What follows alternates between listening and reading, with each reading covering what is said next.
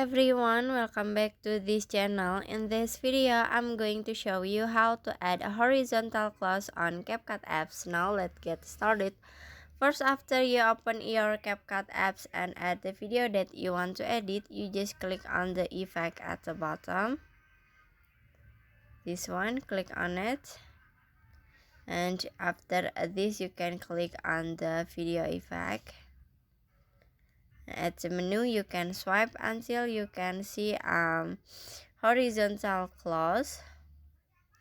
This is the horizontal clause effect, so you just click on it.